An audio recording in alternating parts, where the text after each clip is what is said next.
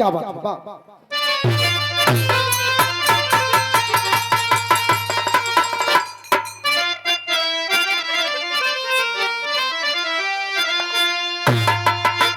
जल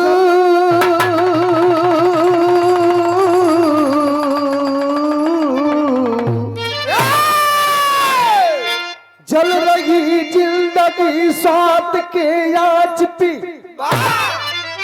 जान कब मौत सैया पे ढल जाएगी। हर कदम दर कदम अब रखो ठोक के, कब कहो किसकी नीयत बदल जाएगी। धर्म श्रद्धा हिंसा इंसानियत लग रहा इसके तब से पिघल जाएगी। पर अटल सत्य है प्यार ममता मुहब्बत, महेंद्र तले तो संभल जाएगी।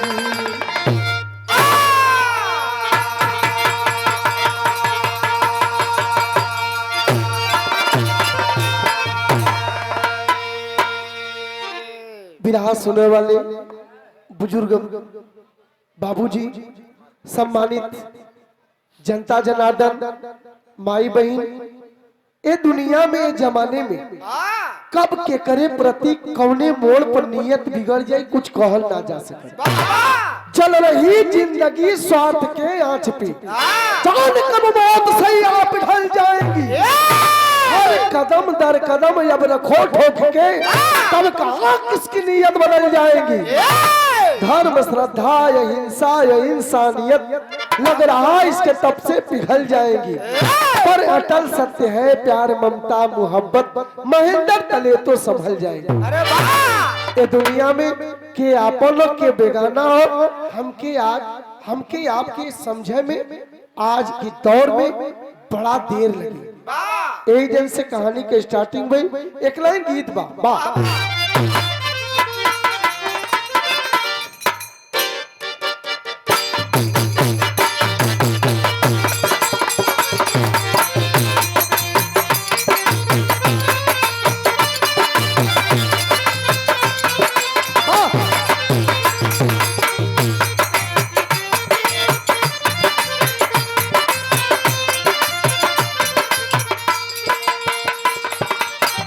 कौनो नायक नायिका से, कौनो हीरो हीरोइन से आपन बात कहो। बेइरादा बेइरादा नजर मिल गई तो,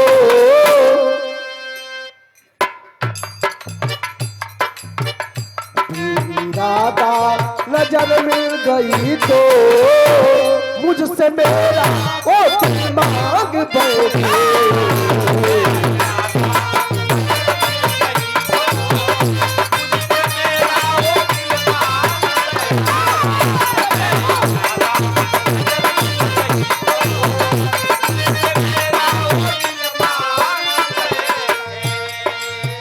बेइरादा नजर मिल गई तो,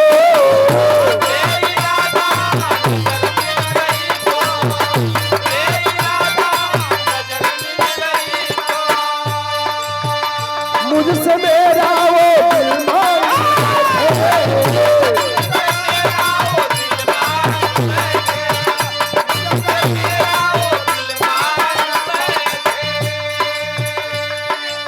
ये तो गीत रहा मित्रों, लेकिन गाने के अंदर कवि जी ने बहुत गजब का भाव दिया है। अब शरण भी कहाँ पे मिलेगा,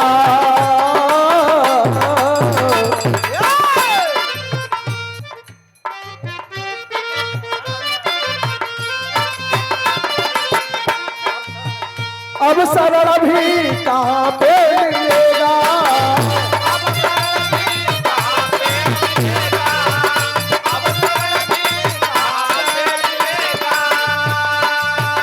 हर तरफ काल पहरा पड़ा,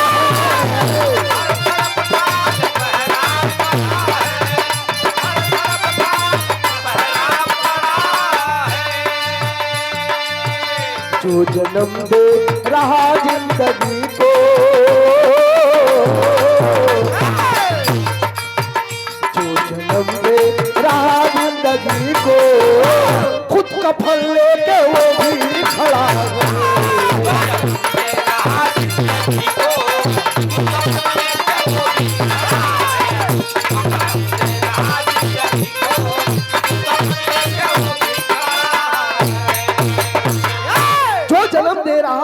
जिंदगी को खुद कफन लेके वो भी खड़ा। अरे वाह आज ये जमाने में माई पर भरोसा कर जा कि बाबू पर भरोसा कर जा कि अपने हित मित रिश्तेदार पर भरोसा कर जा, वाह कुछ कहा लायक ना हो। हाँ ए जैसे कहानी की स्टार्टिंग हुई कैसे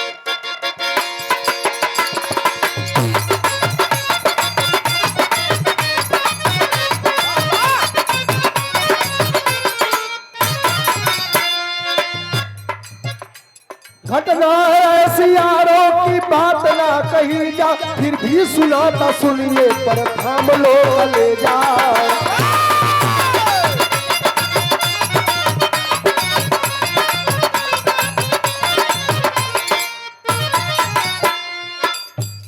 यही राज देवरी पौधा जिला पुआरी, थी 5 जन्म पर 2 खुदा को प्यारी।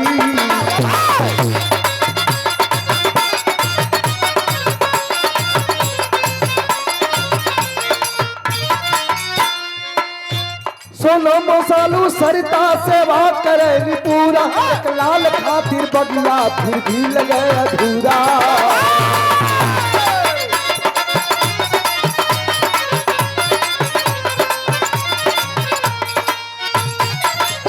बेटा न होगा डॉक्टर जी बोले चेक करके, एक रोज बोली गोरी आंखों में आंसू भर के।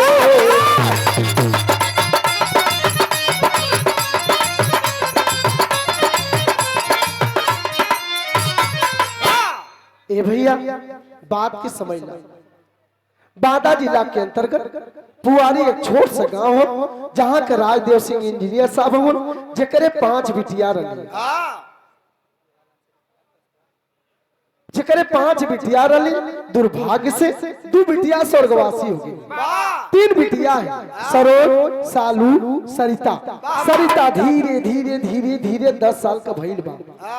आज एक दिन दोनों प्राणी एक बेड पर सुतल होंगे, दुल्हन अपने पति देवता का पैर दबावा तो कहते सैया एक बात की जान ले, अगर मास्टर में हरारून की चाहे हमारे घरे को चाहे तोरे घरे को चाहे सारे जमाना के घरे को, अगर मैं हरारू मन से चाह गई तब तो खिया के मोटवा दे, अब मन से चाह गई तब झुरवा के तो हट्ठा बना दे। संतु भैया तू अपने आप पर मत ले, तो हम कहीं ना सके। अगर मन से चाह गई तो हमारे बगल में के भैया वो रोज काम करे जाना, बहुत अच्छा पैसा कमाना, लेकिन उनके मेहरारू रोज बीमार रहे। कब तक बीमार रहे? जब तक भैया घरे रहे। वो काम पर चल जाना तो गांव भर घूम घूम के चौधरा ना करे। के करे घरे का पके के हो, का पके वाला हो, के करे लड़का के बियाह पड़ गल, के करे के पड़े वाला हो। उसे मन से पूछबा तो कुल बता दे, लेकिन अपने आदमी के कहियो तरकारी बना के ना खियो। रोटी पोके हथुई लिट्टी पोके रख दिया अलमारी पर। जाओ रोटी पोके रख ले, एक प्याज ले ला, 2 हरियर मिर्चा लेके खा ला, तबीयत ना काम करत। काल तबीयत ठीक हुई तो जरूर तुहन निमोनवा बनाई। 6 महीना में बेचारू झुड़ा के राठा हो गया। कहीं मन से चाह जा तो तुम मोटा बटवा के पहलवान बना दे, अगर मन से चाह जा तो झुरवा के रहठा बना दे। धन्य है अब दुल्हन अपने पति देवता का पैर दबाते का सैया। ये बतावा हमारे कैठे लड़की रहनी कह 5 थे, कैठे मोर गई कह 2 थे, कह ये बतावा ये तीनों का बियाह शादी कह देबा तो हमार तोहार जीवन कैसे व्यतीत हुई। आज धन दौलत रुपया पैसा मान सम्मान शोहरत कुल आछो आछो करत सब, लेकिन काल के सहारे केकरे सहारे जीवन व्यतीत हुई। इंजीनियर साहब ये बात के सुन के द्रवित हो गए ना, कहना कोनो उपाय हो तो बतावा। दुल्हन बतावत पूछा तो कैसे, एक लाइन गीत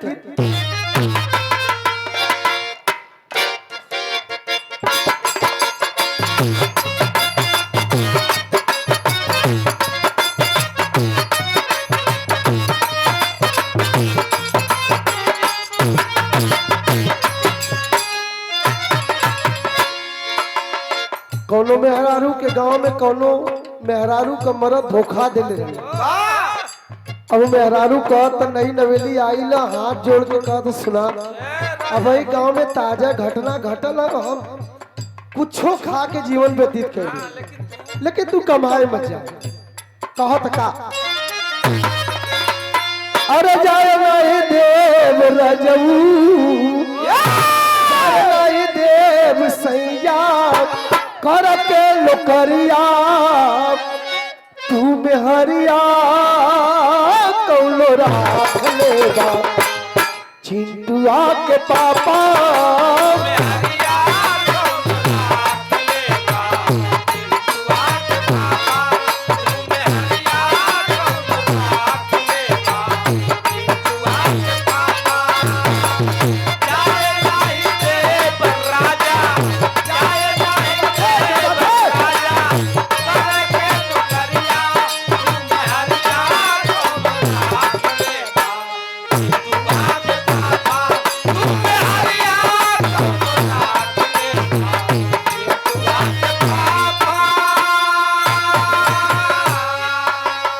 लेकिन उम्र भी कम ना अपने दुल्हन के समझावत जाइब जो रुपया कमाइब हो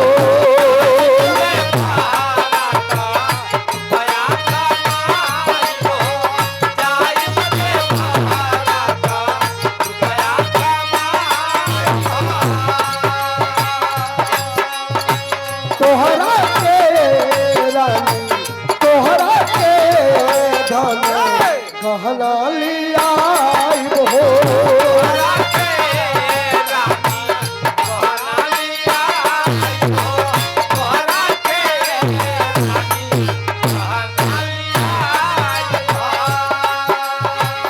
सिलकन का सरजा लइबो सिलकन का सरजा लइबो सोना हो सिंगरवा हम करिया कर जाए जाए रात मम्मी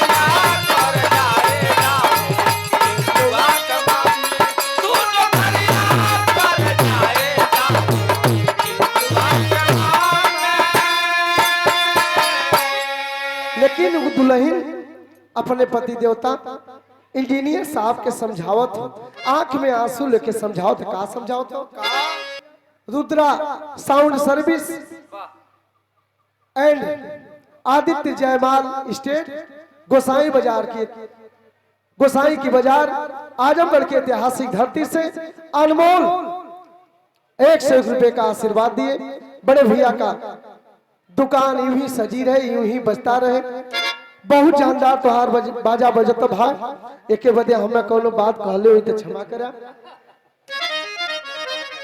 ई कहियो कहियो हो जाला हम तू छोट भाई भाई भाई हिला ई जानला हमरे सब तरंग में एक तरंग तोहार भी अगर मन से बिगाड़ देला तो क्यों कितनो रियाज करे हाथ बोल पटक ना कुछ हो सके लेकिन वो दुल्हन अपने पति देवता के समझावत कैसे लाल बीना सुना सुना अरे लाल बीना सुना सुना लागेला भवनवा दियलवा के जलाई सैया हमरे यदनवा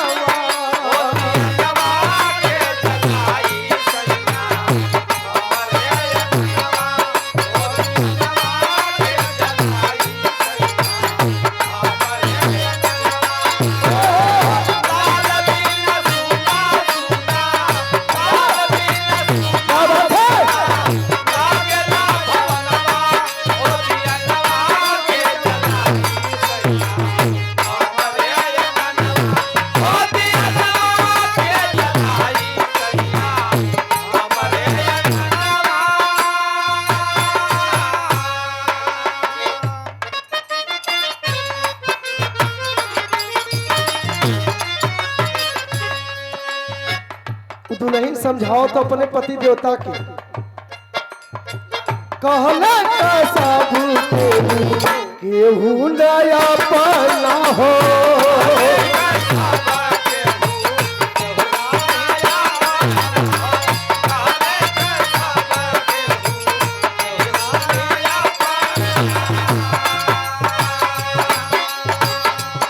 आई बुढ़ाई के सहारा बनी सजन हो आई बुढ़ाई के सहारा बनी सजन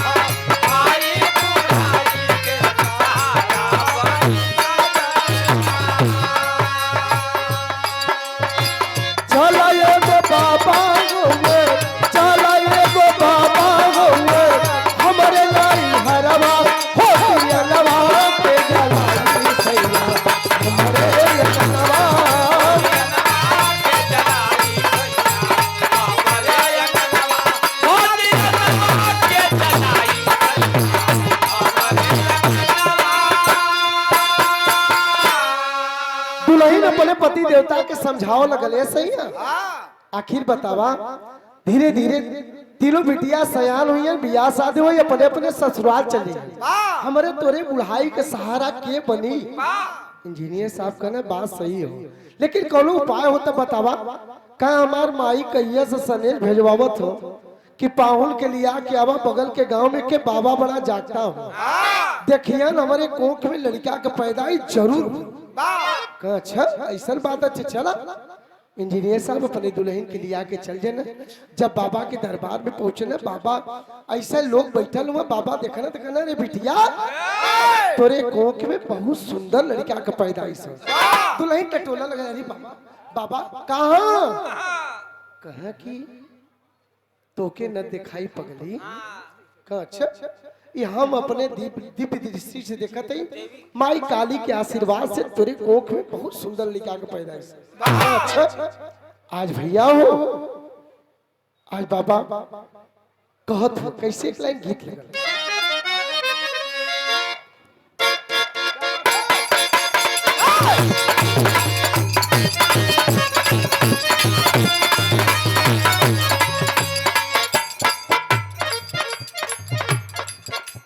गारा जिल बिटिया हो अखिया से लो,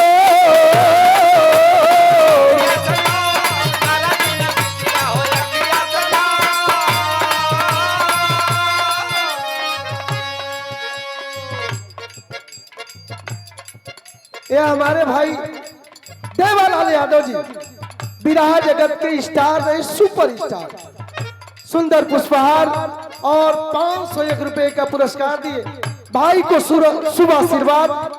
माँ बीड़ा वाली सरस्वती दिन दुगुना रात चौगुना विकास की मोड़ पे ले जाए। और मैं चाहूंगा आप लोगों से हम कहल एक ना लेकिन निवेदन करके कहो अपने घरे में आलू ना अपन अतिथि एक बार जोरदार ताली बजा के स्वागत कर दे।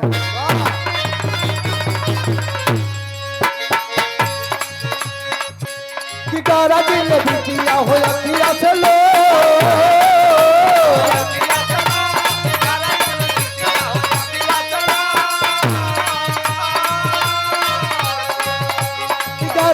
बिटिया हो अखिया चलो कि बेटी हो तारा दुनिया माना हो होया गाना वाला जोर होई हो।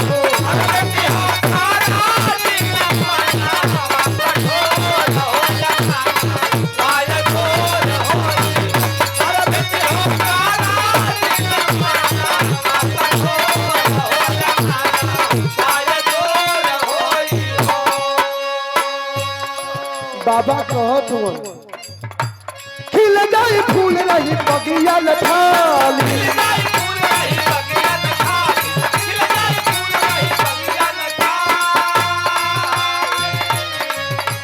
मन बलिदान मग खई माई काली।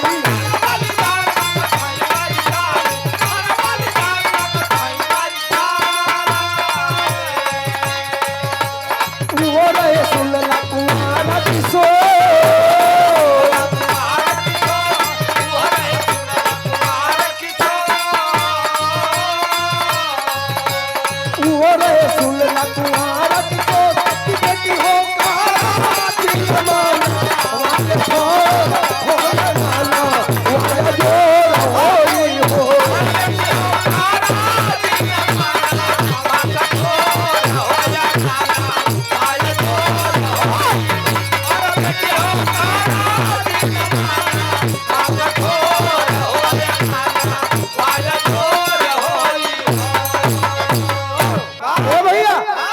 इंजीनियर साहब के बाबा समझाओ लगे कि सुना एक लड़का का बलि देवे को भी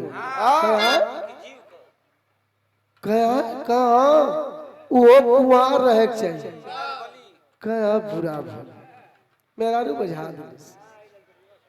कहा अच्छा इंजीनियर साहब घरे आई ना, धीरे धीरे धीरे धीरे धीरे 15 दिन का दिन बीते। एक दिन दुल्हन फिर गड़ुआ तेल गरम करके गोड़ दबावे शुरू कर दिली।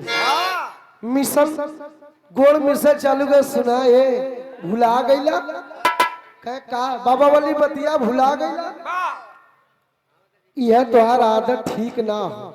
अब वहीं तक हमने जब पीछे जा तोहार यह कारण का अच्छा पगली बताओ के करे बगिया का फूल तोड़ के अपने बगिया के गुलजार करल ली, आखिर के करे बगिया के अनहार करबू पगलो बतावा। यही लड़की से जीवन न बिता लेबू का सुना तू तो अंधा हुआ तोरे अंधकार दिमाग में घुसल हो का तब का हो चाहे धीरे धीरे कुछ दिन का और दिन बीतल एक दिन के भैल का विदेशिया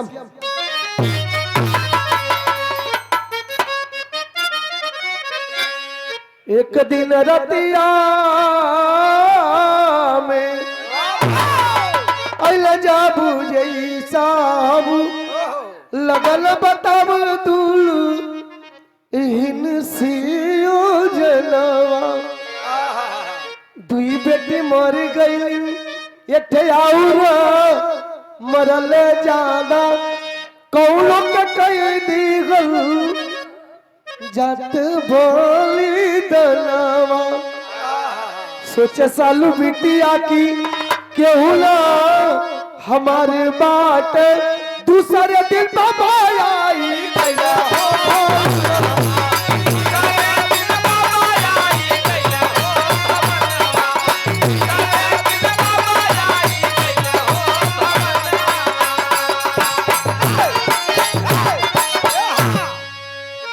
भैया आज इंजीनियर साहब अपने दुल्हन के समझाओ लगना चाहिए बतावा हमरे कई बिटिया रानी कई पान थे अयमन थे दूध स्वर्गवासी हो गए कहा हाँ कहे अगर यही में से एक का बलि दे दो जा तो ठीक न हो। अच्छा तू बतावा दान दहेज रुपया पैसा का स्थिति देखत हो न एक शादी में 50-50 लाख रुपया लगत हो ऐसे हमार तो हर जान भी बच जाई कह सही बात तो तू सही कहत लेकिन एक और बात हो कह हम बड़की बिटिया के बहुत मानेला कह तू अगर बड़की के बहुत मानेला तो हम छोटकी के बहुत मानेला बच गई बीच वाली सालू बिटिया आई बतिया तीनों बिटिया बगल वाले रूम में सूत के सुनत है कि बारे मम्मी पापा आज पुत्र के मुंह में इतना अंधा हो गल हुआ कि अपने औलाद के अपने हाथ से बलि देव जात हुआ। भैया हो आज तीनों बहनी फपक फपक के रोवत है। धीरे धीरे उपहर बेला बीतल सुबह से शाम भैल और शाम से रात होए के समय आवत बाबा आके बैठल हो। एक तरफ मम्मी पापा अपने बिटिया के खोजत है एक तरफ दोनों बहनी सालू बिटिया के अपने ही रूम में दूसरे रूम में छिपा के छिपौले इनके मम्मी पापा के दिमकवा बदल जाए अपने ही अपने हाथ से अपने बिटिया का बलि तो न देता। भैया हो आज खोजत खोजत खोजत तो घरे में पहुंचना जो ही पहुंचना के बाद दरवाजा खुलन धक दे दोनों बहनी अपने बहनी सालू बिटिया से लिपट गई कि आप तो मम्मी पापा ओ बबुआ के चक्कर में हमारे बहनी के हमने से जुदा कर दिया। भैया हो एक तरफ मम्मी पापा खींचत हुआ दूसरे तरफ दोनों बहनी खींचत है आंख में आंसू लेके दोनों बहनी रोवत है रो के कहत है का कहती मास्टर बाबू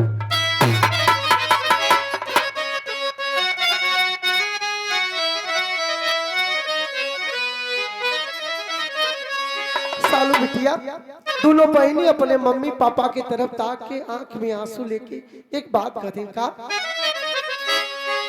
काहे बन गई अरे बेगनावा हो माई काहे बन गई अरे बेगनावा हो माई कहाँ गई मोरा यादी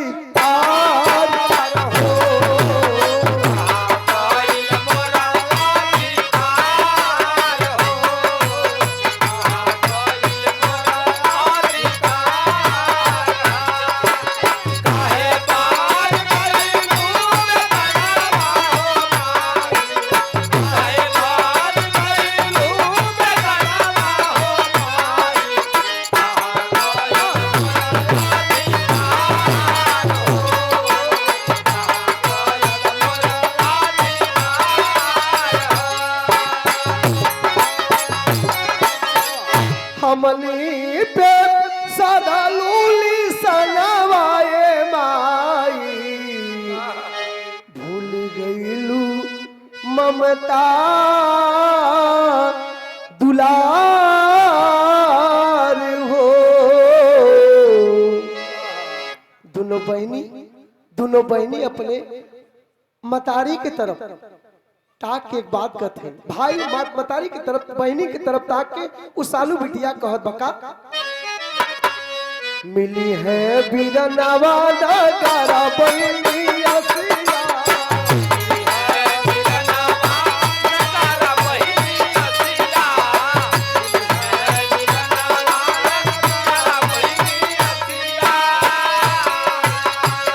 रोही नाम से एक बादलिया रखिया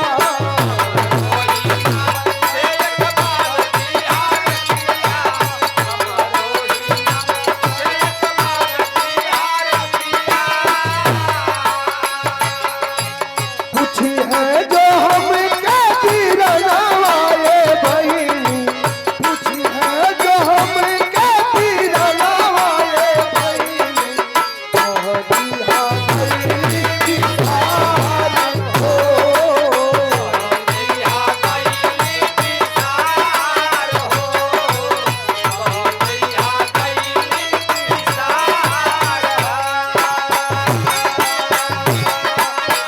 ए भैया एक तरफ मम्मी पापा खींचे थे एक तरफ दोनों बहनी खींचे थे सालू बिटिया बहन मम्मी पापा की तरफ मम्मी की तरफ ताक के कथे अरे मतारी लोग कहल माता को माता ना होती लेकिन पुत्र को पुत्र हो जाना मतारी आज अपने ही हाथ से अपने औलाद के काटे जाते पुत्र के मुंह में इतना अंधा हो गलो इतनी बात कह के दोनों बहनी की तरफ सालू ताक के कले पगली तू काहे रोवत हो टोलवंत इतनी बड़ी सौभाग्यशाली हो कि कह के बात ना हो ना हमारे प्रति मम्मी का प्रेम हो ना हमारे प्रति पापा का प्रेम हो हमें दुनिया में बोझ बन के आने लिए हमके बोझ बन के झेलत न लो तो हमारे अगर बलिदान से एक कुल खानदान के वारिसदार मिल जाए कुल खानदान के अगर कहीं वारिस मिल जाए तो हमसे बढ़ के सौभाग्यशाली कोई ना हो भैया हो इतनी बतिया सुन के दोनों बहनियां फपक के रो के सालू बिटिया से लिपट गई कि बारे सालू आज मरते समय इतनी बड़ी बात बोलत हो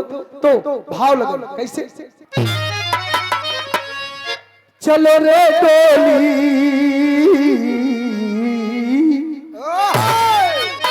चलो रे डोली उठाओ का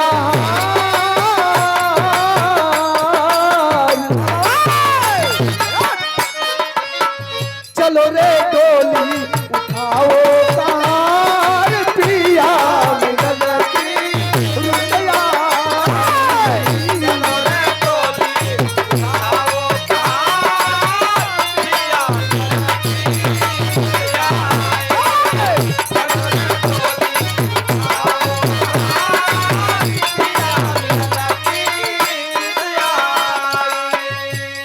लेकिन वो दोनों बहनी अपने मम्मी पापा की तरफ ताक के कहत हैं का ए बाबू कैसन ए बाबू कैसे चलैबा कटा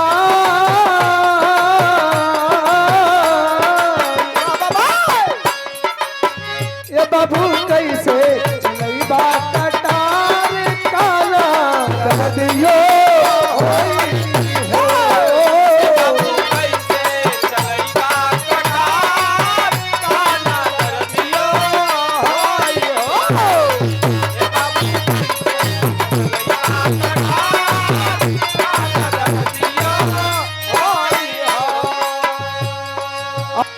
माई कैसन कर जवा तो हार कर ली के ममता रोई हो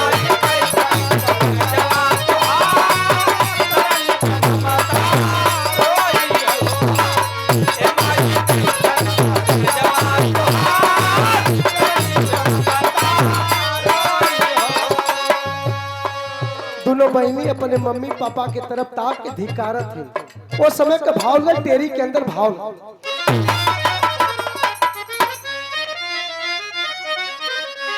पत्थर को भी पसीना आ गया पत्थर को भी पसीना पत्थर को भी पसीना आ गया ममता पिलक पड़ी मऊआ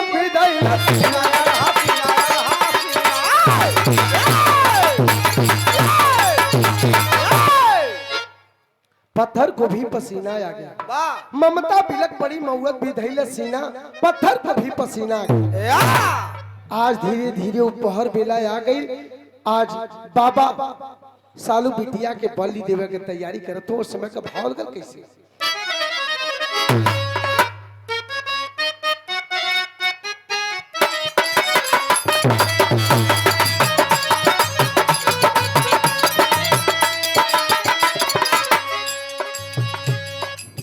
गैया के दूध से कराई आसना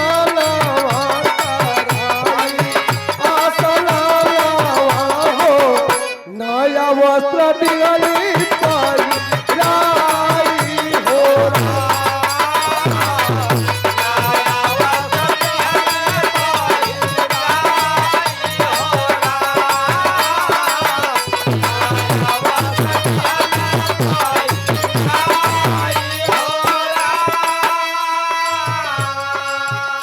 गरबा में माला डाली बैठे लिहावाला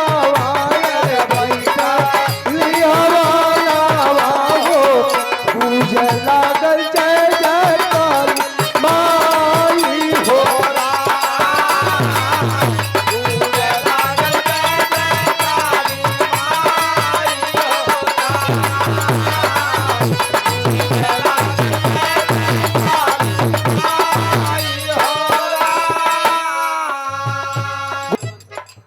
पूरा भैल मंत्र बाबा खोल वायर खोला ला ला ला ला हो गायब कटारिया चला हो गायब कटारिया चला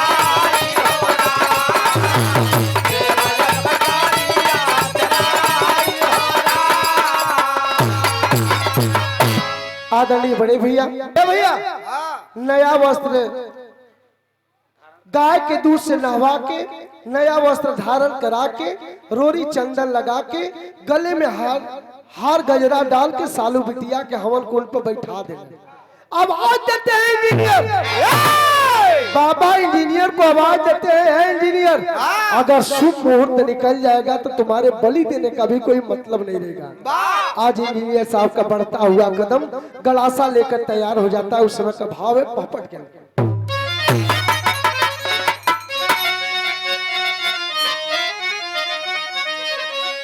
अरे ताने बाबू चाहे काली ललकार धार तब दल पर मारी ऊपर से धार तब दल पर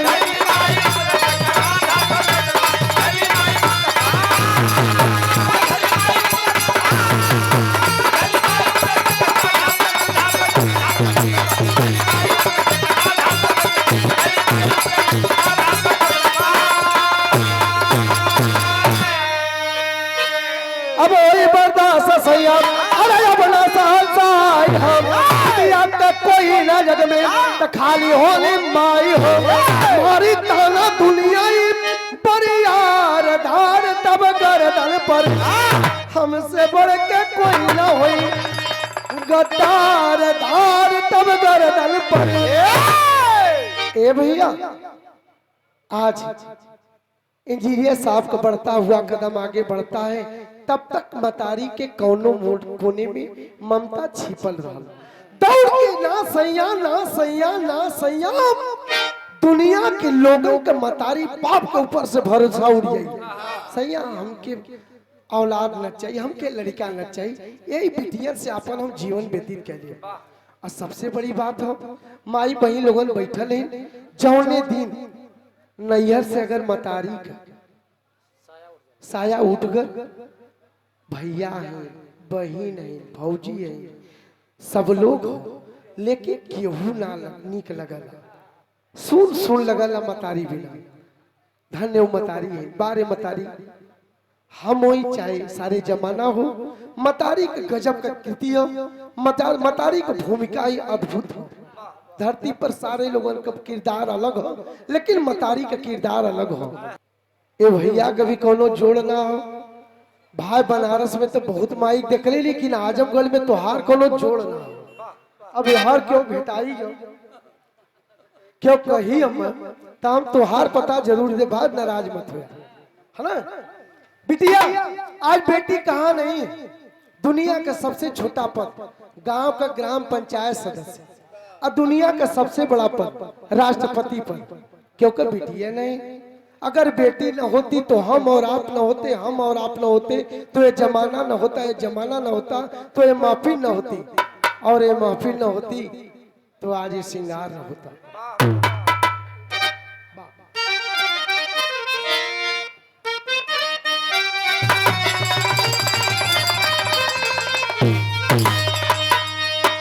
ममता ममता माई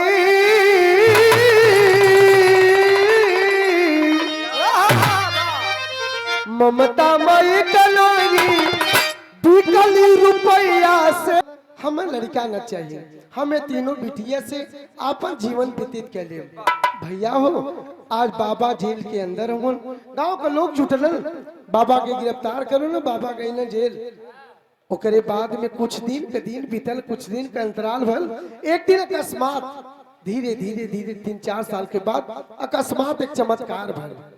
न जाने राम कौने भेष में मिली हन। उस समय भाव लगल कैसे,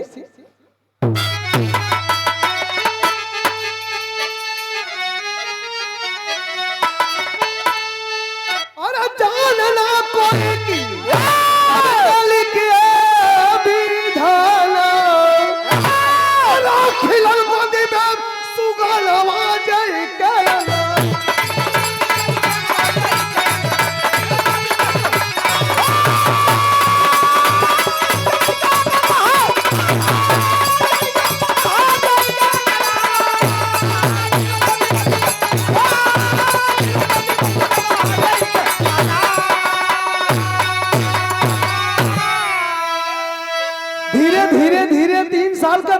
एक दिन अकस्मात चमत्कार भल। सालू बिटिया स्कूल गईल बा, दूटे सहेली पहुंचने कहे सालू तू पढ़े आलो कहा, हाँ तोरे घरे मंगलाचार सोहर होता का, मजाक मत करा कहा, हाँ पगली जौने बाबा के चक्कर में तोहार बलि चढ़े जात रहल, भाई के चक्कर में आज वो भाई के पैदाइश तोरे घरे में भइल। भैया झोला बस्ता बेच के फेंक के सालू बिटिया गिरत भारा ताइल बा, आके अपने मतारी के कोख से भैल पाई खबर सालू जबकि पैदा भइले भाई, और रोए अपन बीरना के करवा लगाई।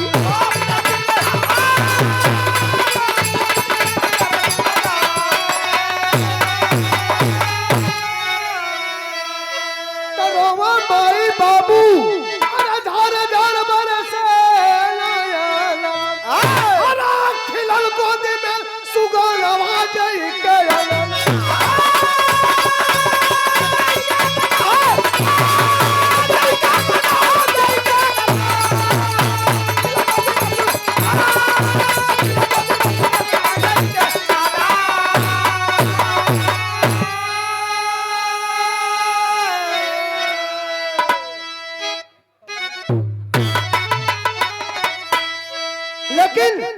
हमारे विराह का मात्र 2 लाइन शीर्षक है। हमार माई बहन बिटिया सब लोग बैठल हो।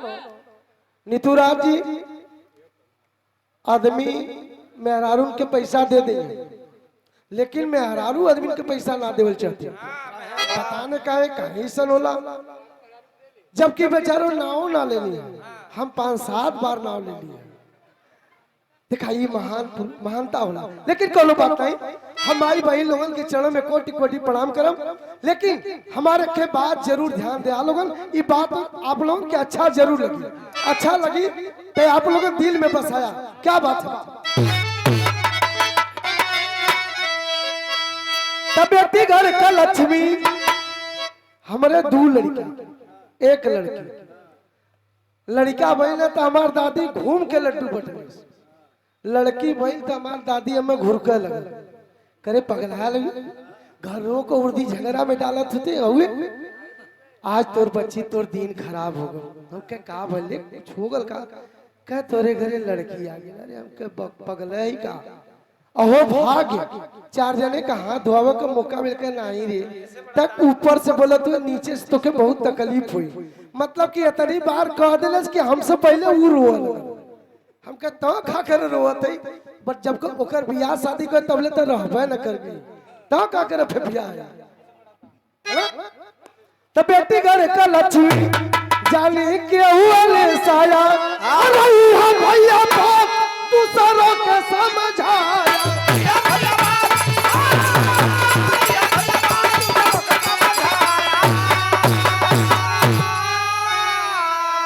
लेकिन लड़की का दुश्मन लड़का आदमी ना होता स्वयं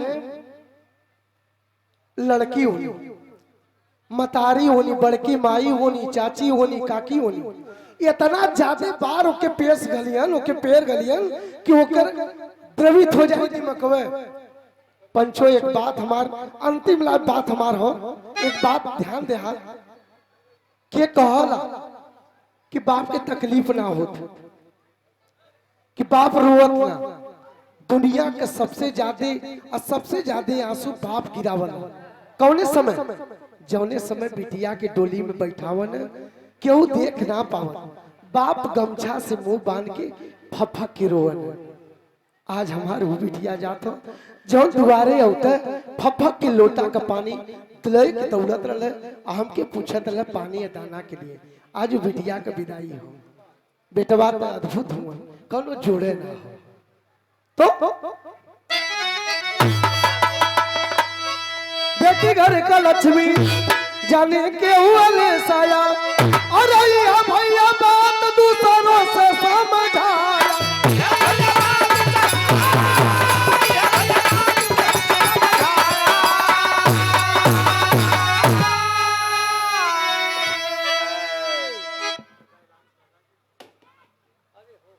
एकदम सबके चिंता भैया 2 साल लॉकडाउन लगल समोसा सब बतावत झोला में भर के लेके घूमत रहल तब बेटी भी उधार न होई जे भैया खाना न खैलो जाके खाना खा बेटी भी उधार न होई ये बाटे कहना और खिलल गोदी में सुगन आ जाई के लगन